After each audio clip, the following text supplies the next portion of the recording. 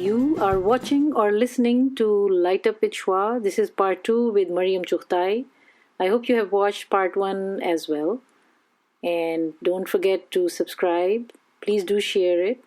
And let me know what do you think about this episode or any other episode or the podcast. So do visit lightupwithshwa.com, send your feedback and comments, and that would be wonderful. So how do you identify yourself as, if you're not a parent, is there any other role for a woman? Yes, I know.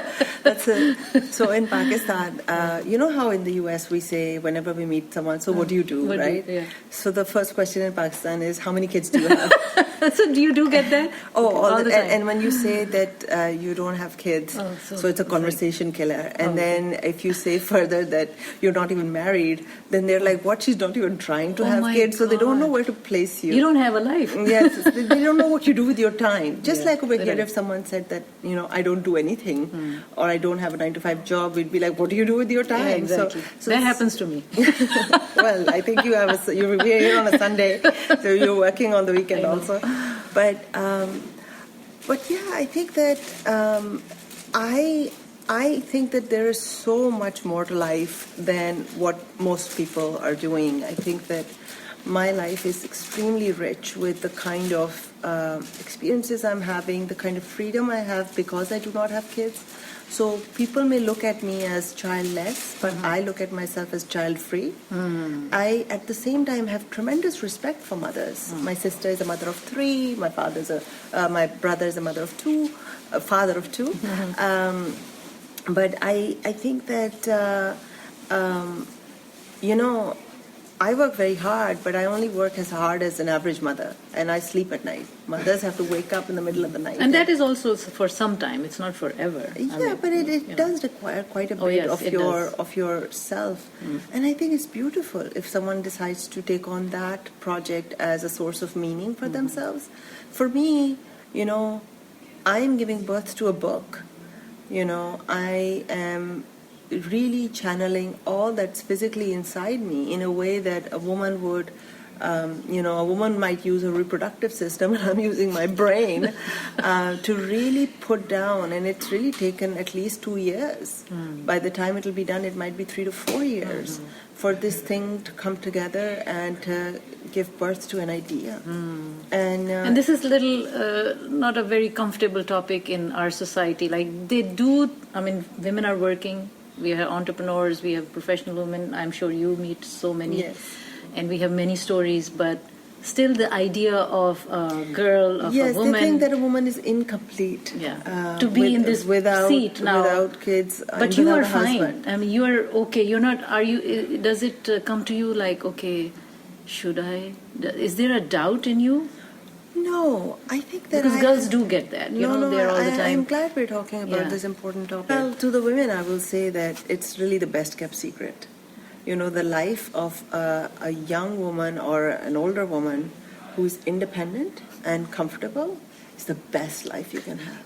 I mean, it's the best kept secret for a reason, because if everybody knew how fantastic your daily life is, then no woman would get married. So that's why maybe they hide it. But I think that marriage is a beautiful thing, and I think that it is meant for some people. But any kind of marriage, work, job, anything that makes you less of who you are, that makes you ungrateful for the blessings that you have, that takes you away from your relationship with God, in which you have resentment with life, that is not good.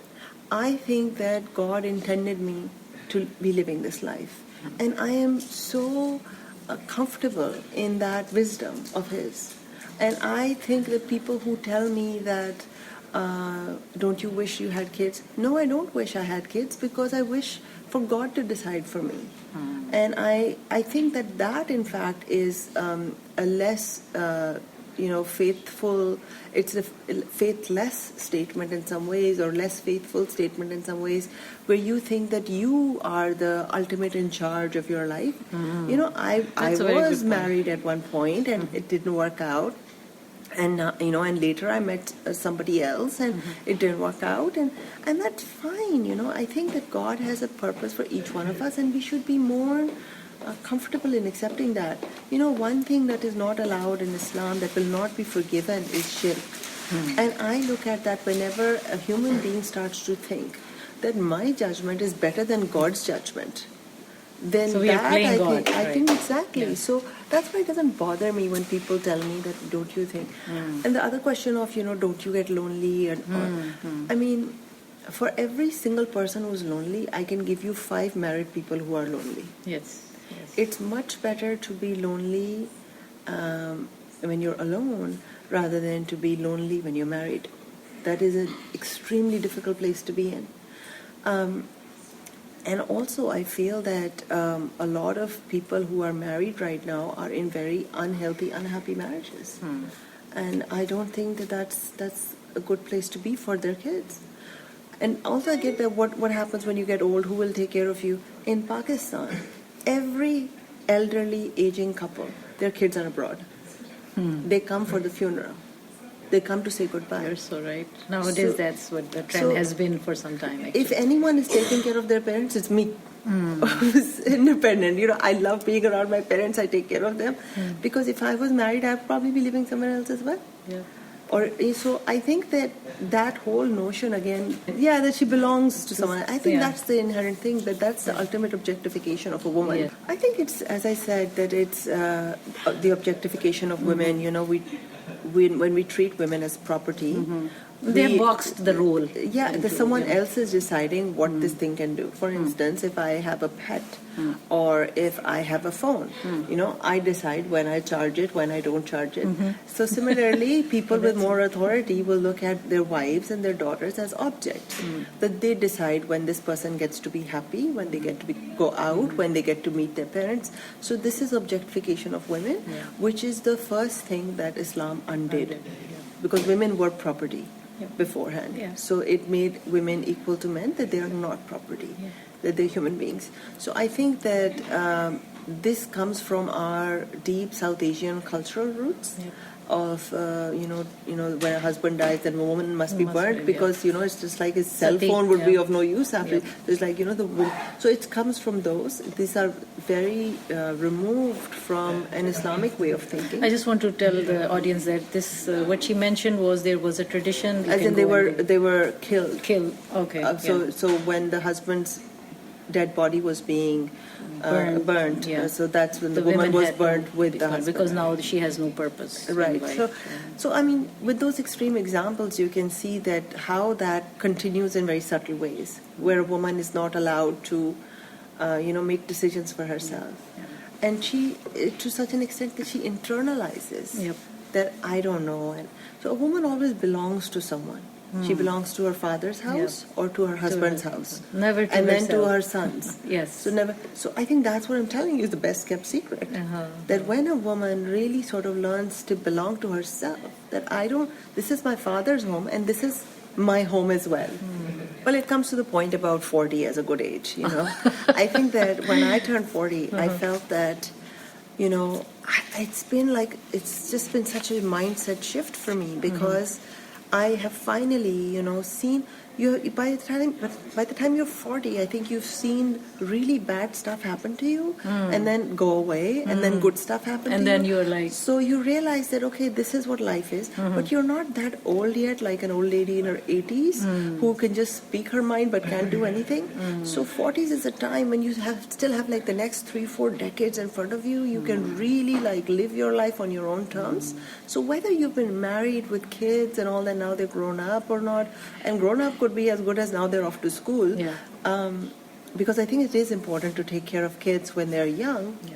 But when you feel that the time is right, don't waste your time away by finding another purpose where you're sort of in a support role to someone else. Be your own support role. And, I think it's great if you're happily married or not happily married and now you're past those responsibilities to really, and there is so much to do. Pick up a new hobby, That's very important. Start learning about something. Because women also lose themselves once they're little older and their kids go away or they're busy.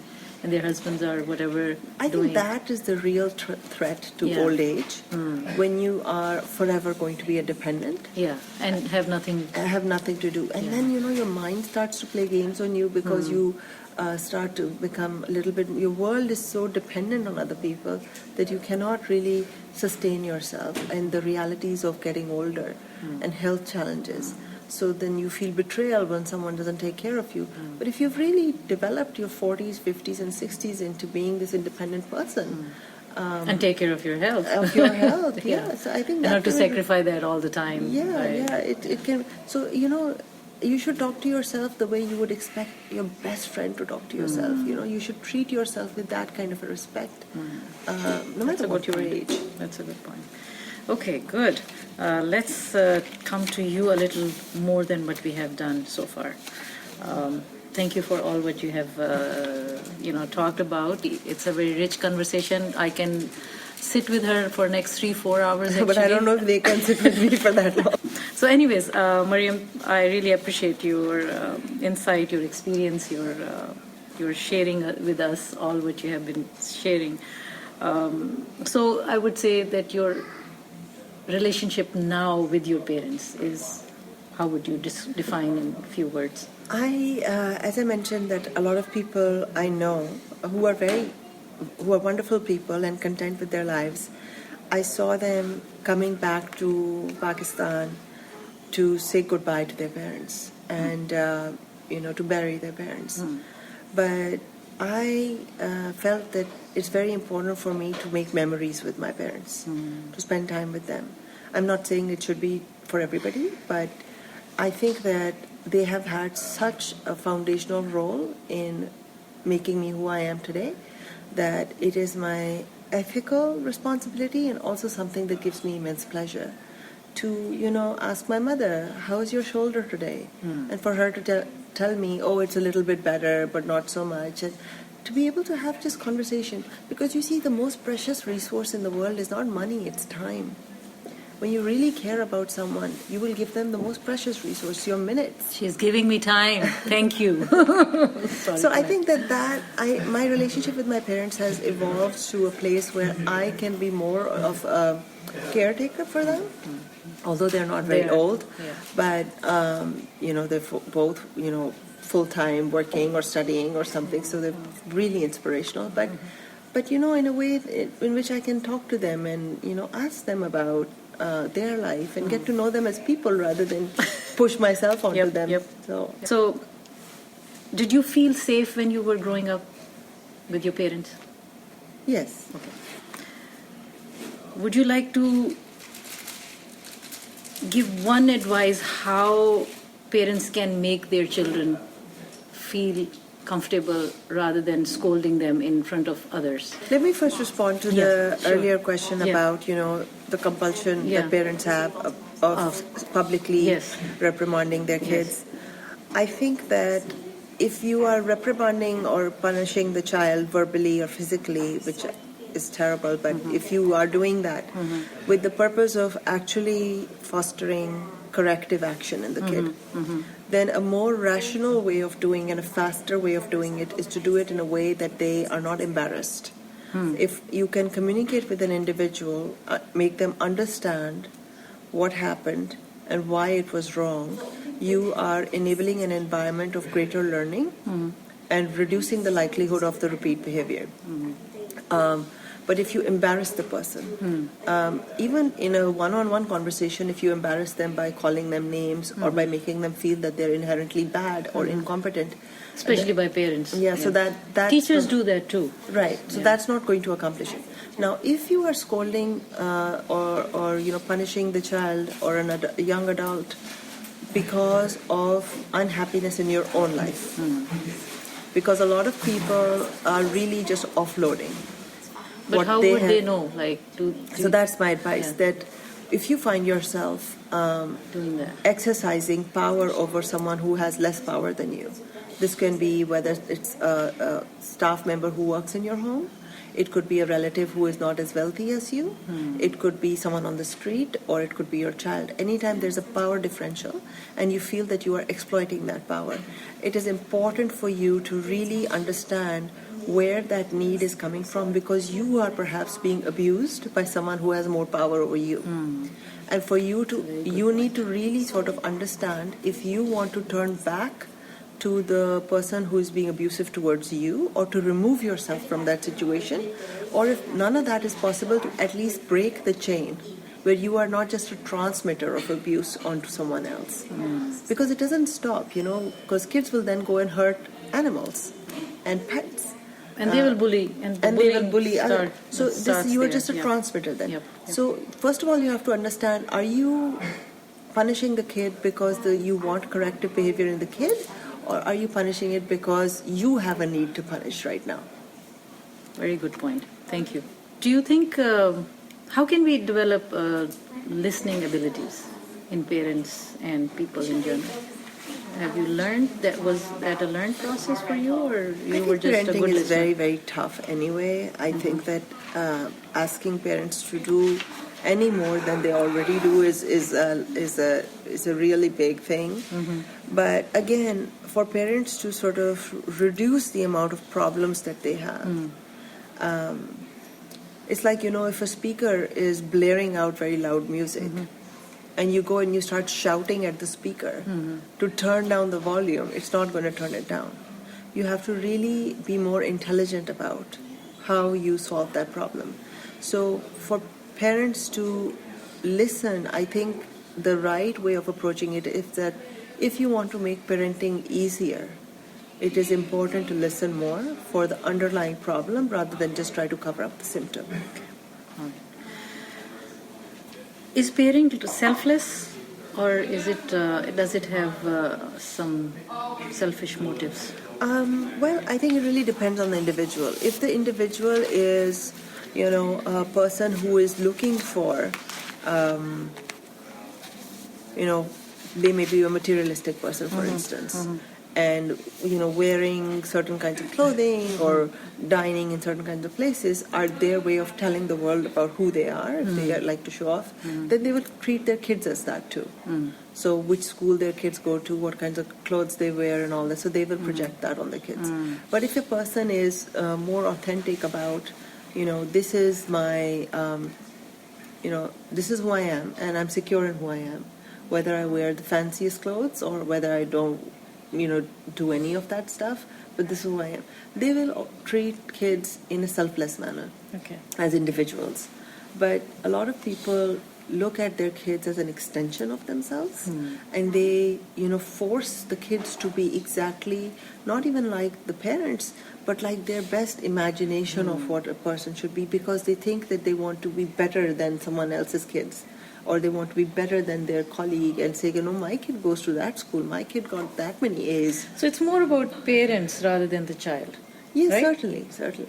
The conscious parenting, that's the topic of my podcast, is that parents need to pay attention to themselves rather than focusing all the time on the children and not paying attention to their behavior. I think the first manifestation of your attitude is in your kids, because they're there all the time.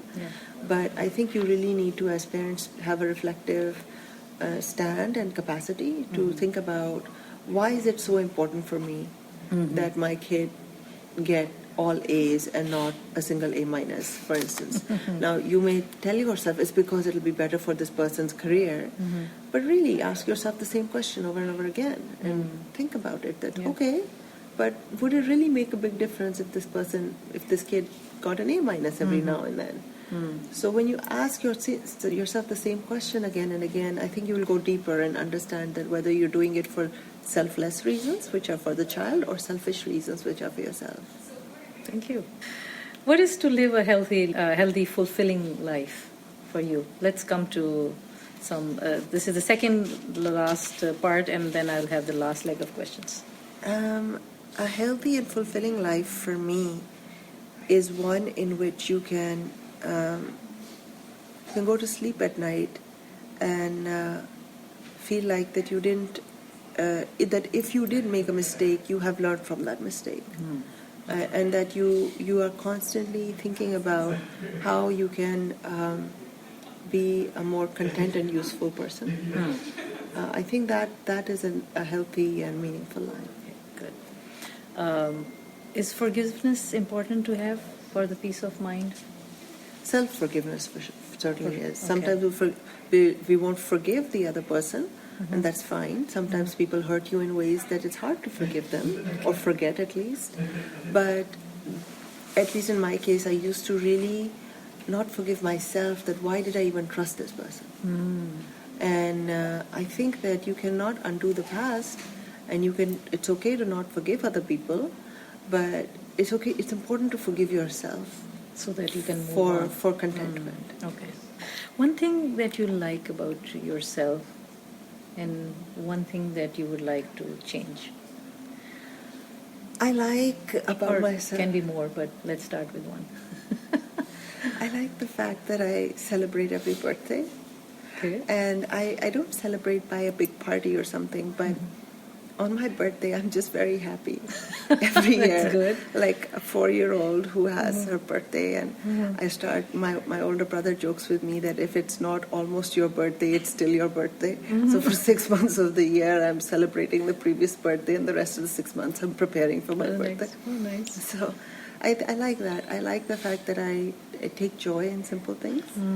And if I had to change something, I think I take too much stress sometimes about things that are not in my control. And I'm working on that. Okay. But with all the adventures you have been doing, you take that? Yeah, I think it stresses me out sometimes when I feel that I could have done something better, but I think that that's something that comes with time. Okay. So okay. Thank you. All right. Let's come to the last leg of questions. Last leg? There's so many more. Yeah. All right. So, what is wealth in your experience? Experiences. I think you should not spend money on things. You should spend money on experiences. What do you mean by that? So it could be, for instance, I like to travel. Okay. And whether it's within Pakistan or outside, to go to an unknown place. And, travel can be expensive. So I think I'm wealthy because I have such a diverse worldview and I have so many experiences.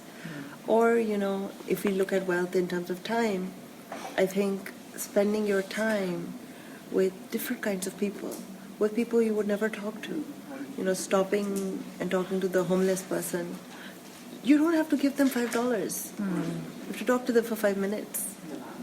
I think that is a richer experience for you and for that person many times. I mean, you should still give $5 too, but giving $5 is easier. But giving 5 minutes of really listening is a lot more expensive. That's right. So I think that is wealth. What is the value of gratitude in your life?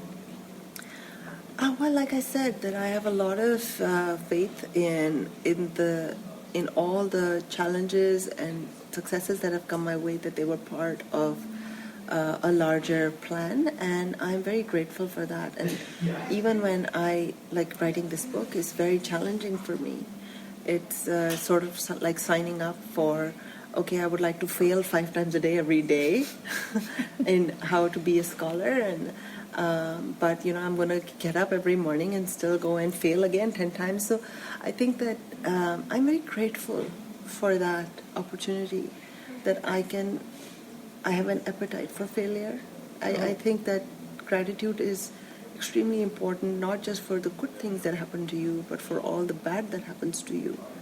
And that, I think, is my definition of being thankful. Would you mind if I ask you about the book? What is the title? Can you give it out yet? I don't not, have not a title yet, okay. But my dissertation title was What Produces a History Textbook. Okay. But this will probably look at the link between education and radicalization in Pakistan. Okay, that's very important. Yeah. And what's the timeline? When is it going to be I'm thinking that out? it will be published sometime in the middle of next year. Middle of next year. Okay. Good. So in we 2020. So maybe by then, before that and after that, I can have her sit here. We or can do another one. Yeah, exactly. My answers will probably be completely different. Are you conscious about the environment, about the climate change and all? Are you aware, or do you recycle? Yes, I do, and it's very important to do that because in Pakistan you're doing it. Yeah, in Pakistan too, and it's little things. You know, there's a saying of the Prophet, peace be upon him. I think that if you save one drop, it's like saving the ocean. It counts as one sawab. So I think that being environmentally conscious is part of our religious DNA, and I know that in our lifetimes we are going to see and look back at these days and think of ourselves as barbarics who had single-use plastic, and who would just take plastic water bottles. You know, I think that it takes 500 years for one plastic bottle to degenerate. So I think that it's really cruel what we are doing, and it's only because everyone is doing it, that's why we don't realize it. But in the next 15-20 years, life will change significantly, and hopefully for the better. I haven't. That reminds me, I didn't even offer you water. And Oh, no. I have to take you out for coffee after this. What's the state of environmental consciousness in Pakistan, in your experience? It's not good at all, actually, because there is no systemic recycling program. So that was a big shift for me, coming from having lived in Massachusetts for about 10 years, where people also compost. But, I know some people, even living in the U.S., in Massachusetts, who think recycling is not necessary. So I think that it's really education. And they're very educated people, but some people who will care for the planet and some who will not. So I hope, in fact, I was thinking about this, that in Pakistan, I'm sure there's one of my entrepreneurs in Peshawar. I have this big project in KP where we are enabling youth entrepreneurs across. He's based in Mardan, not Peshawar. He has a recycling plant where he collects Tetra Packs. Not a recycling plant. He collects Tetra Packs from garbage and he sends them to a recycling facility, and he makes money from that. So to clean up the environment. So I think younger people are a lot more conscious.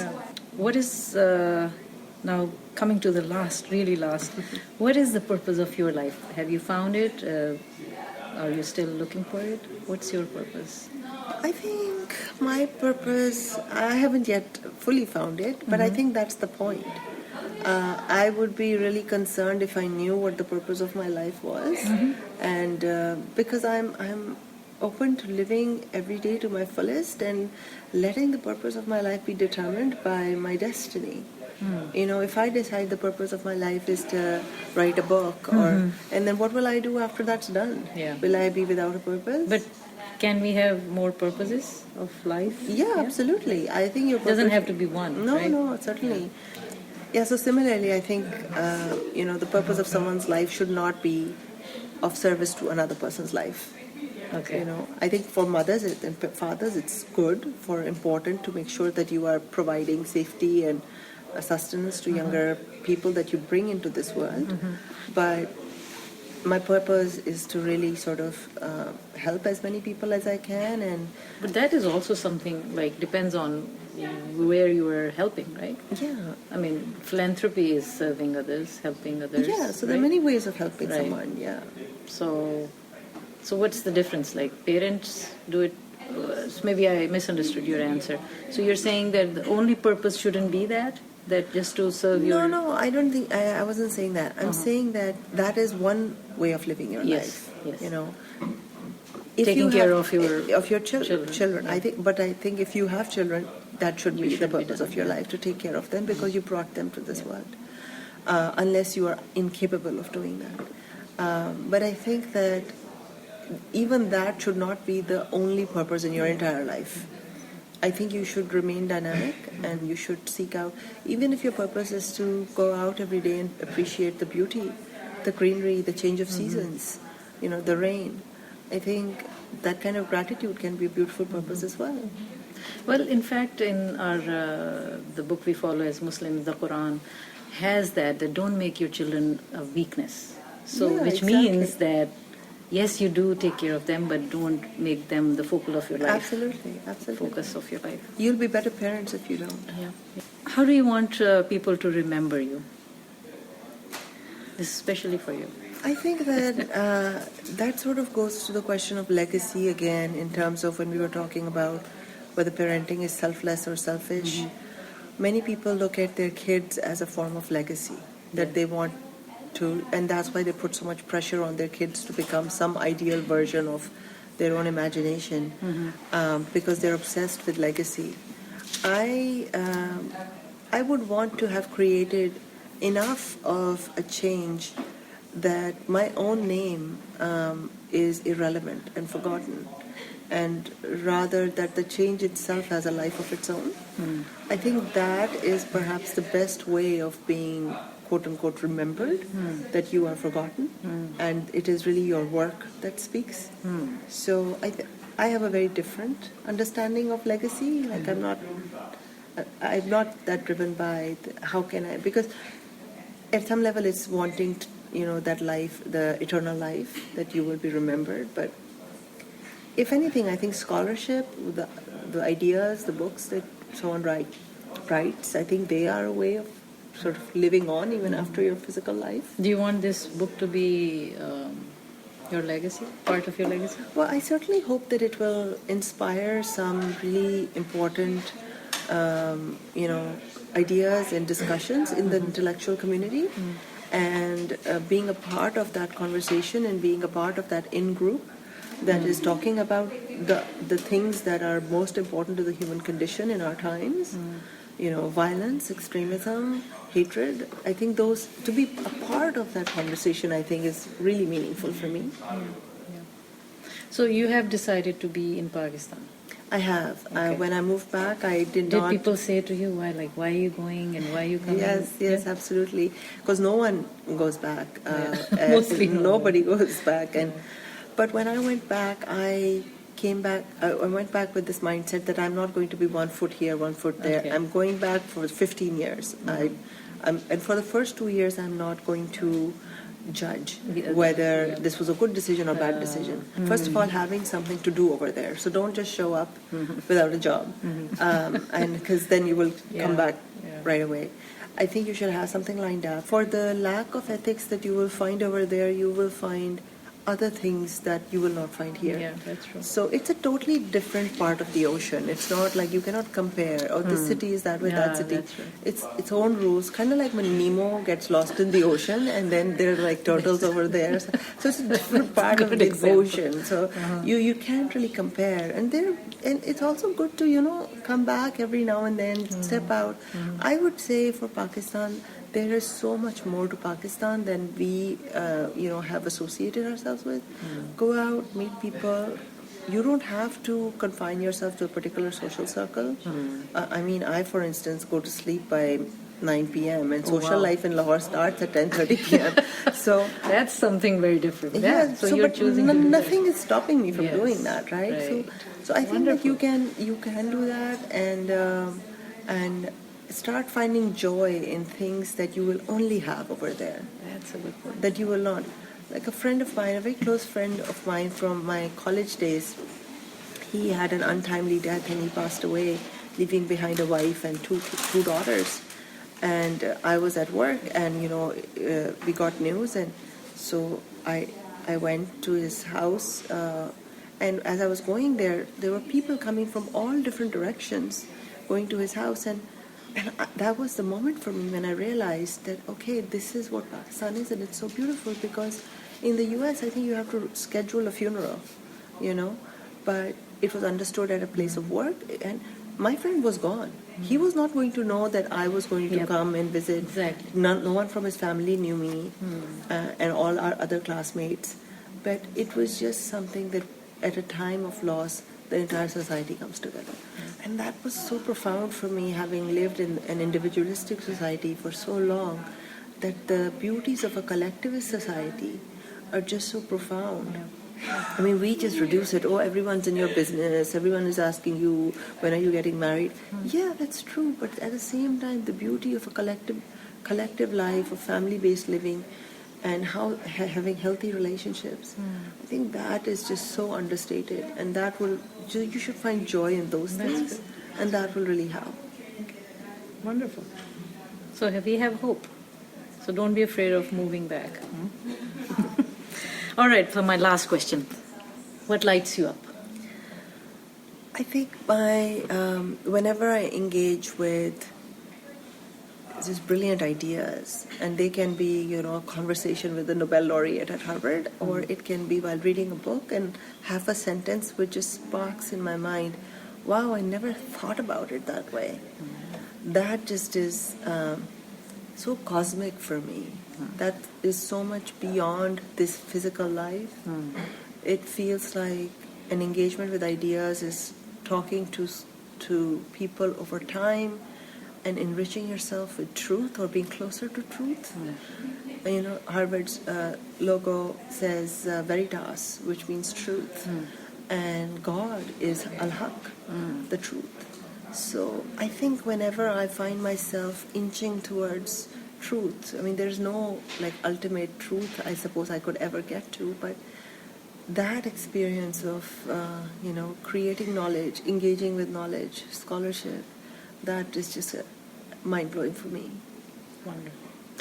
Thank you so much. Thank you very much. Thank you for watching part 2 with Mariam Chugtai. I hope you have watched part 1 as well. I just want you to know at the end of this episode there is a short testimonial by Mariam Chugtai about her experience on the show. So I hope you will enjoy that. And if you haven't already subscribed, please do so and share, rate and review. And let me know about your feedback, any comments by visiting lightupwithshwa.com. Thank you. So my experience with this interview was really intense and thought-provoking. I have given other interviews, but I think that I really enjoyed this experience because I felt you were genuinely curious and I felt very comfortable. So I appreciate that. I don't think I would have opened up as much if it wasn't you who was interviewing me. I really appreciate that. That's so nice of you to say that. Thank you so much.